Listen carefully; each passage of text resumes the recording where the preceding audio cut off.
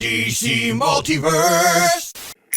Hi-de-ho everybody, welcome back to my channel. I'm Brad the DC Universe Geek, and today I have my review of the Batman vs. Bane 2-pack from McFarlane Toys to share with you. Now, I know compared to some of my other compadres, I'm a little bit late to the game with this one, but I'm hoping that you'll bear with me just to hear my thoughts and opinions and impressions about this very cool looking 2-pack. So out of the box, we can see that this 2-pack comes with a few accessories along with the action figures. Each figure comes with their own set of extra hands, Batman coming with 2 extra closed fists and 2 pensive grabby hands, while Bane's interchangeable hands are 2 fists. Notably this time, they painted the skin color inside of that hole in the gloves there. Good job. And Batman also comes with a little bitty Batarang. The trading card for this 2-pack is actually a shared trading card for both characters. Look at that roided out Bane right there, practically folding Batman in half over his knee. And the back has a short data file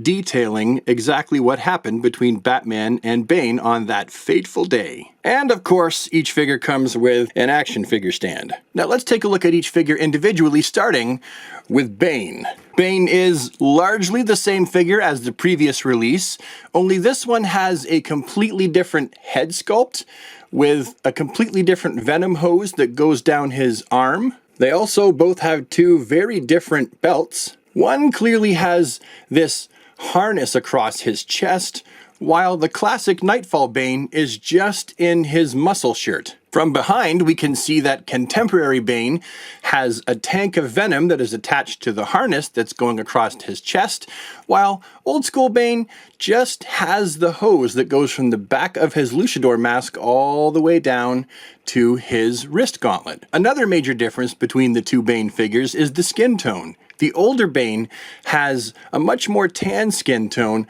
while the current release has a much more lighter, untanned skin tone. And he's also completely covered in shoulder and back hair, just like he has in the source material. Another major difference between the 2 is that because this Bane is inspired by the comic, he actually has blue lines on him to try to simulate the light hitting the dark of his black suit.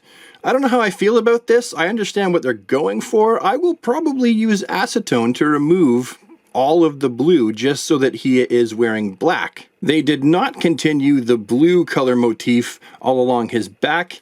It only exists on his front. It is cool looking, I understand what they're going for, but it's just not for me. This Bane's luchador mask is actually very close to the original source material with the bigger eye holes. Now we do have the blue that runs along the top of Bane's zipper here that holds his luchador mask on. Again, I will probably end up either using acetone or painting that myself, but again, I do see what they're going for, and this is a very cool head sculpt. One thing that kind of baffles me though is I really think that this whole figure was molded in black plastic, because if you look up really close and pay attention to what is behind the skin color, it looks to me like it's actually just black plastic. I mean, yes, there is a wash over top of this figure as well, but I honestly think that the torso, at least, of this Bane figure is molded in a black plastic.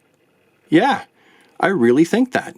Still, a very cool figure, and some of you may feel that this Bane is actually an upgrade. And now we move on to the Batman. And I just want to bring in some previous Batman figures to compare the grayscales here. These 3 Batmen all use the exact same body buck, and as such, there isn't really that much difference between them, except for, of course, the deco of all 3 of these Batman figures, and the fact that the new one has a cloth goods cape, and also the emblem in this Batman's chest has not been inlaid, which we'll see close up in just a few moments. Now, as you can see, this Batman is completely covered in comic shading, at least on the front of his body. The back, this hasn't been continued, which seems to be a thing with McFarlane. They just put these kind of details and shading on the front.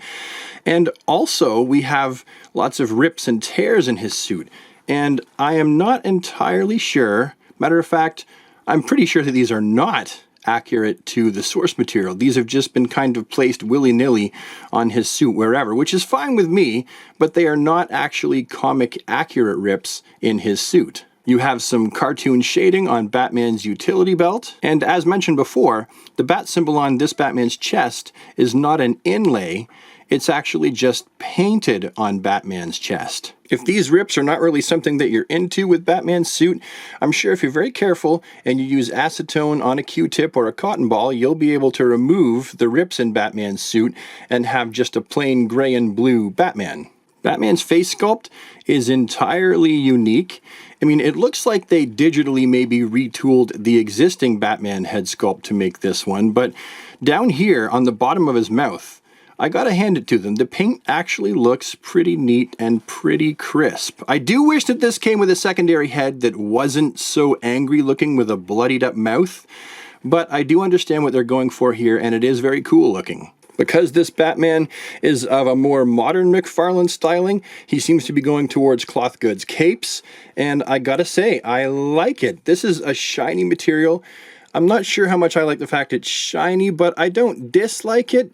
I just feel like maybe matte would have been a little better. However, this does look very cool. This is very eye-catching, so maybe I do like this a lot. And of course, the inside of his cape is black, while the back is blue. I do kind of wish there was a little bit more. Like, I wish that maybe the cape started here as a wired cape rather than back here, but hey, I'll take it. This is definitely something that is an improvement for a lot of folks, and it's wired. Both sides have a nice wire so that you can pose the cape around. Maybe you want to make it so that it's swooshing in the wind, and you got the cape up like that. Maybe you want it over his face like this. It is very cool that this is a wired cape, and I like the fact that it's black on the inside because then that makes all of the blue of Batman's gauntlets, his boots, and his trunks stand out against the black. Just to back up and have a quick little note here, if you are planning on trying to use acetone to remove the rips and tears from Batman's suit, just be wary.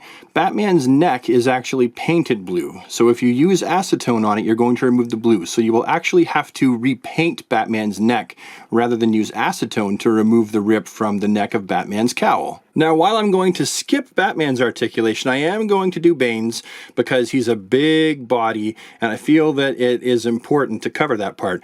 For one, you'll notice that this Bane doesn't have any kind of bicep swivel whatsoever. So that means his single jointed elbow, which actually gives about 90 degrees, that's pretty good, also acts as a swivel to make up for the fact that there is no bicep swivel. This Bane, as you can see, obviously has no torso articulation, but he does have waist articulation, and it's okay. It's not the greatest. It could be a lot better. They could have put an articulation point right here under the chest, underneath his shirt. They could have done something like that, perhaps. His head is on a ball peg.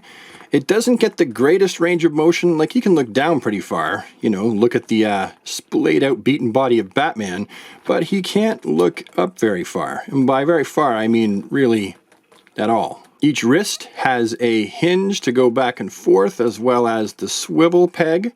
And his groin has that typical way that McFarlane tackles the leg articulation. Goes right out and goes forward about this far and goes back about that. So that's not too terrible.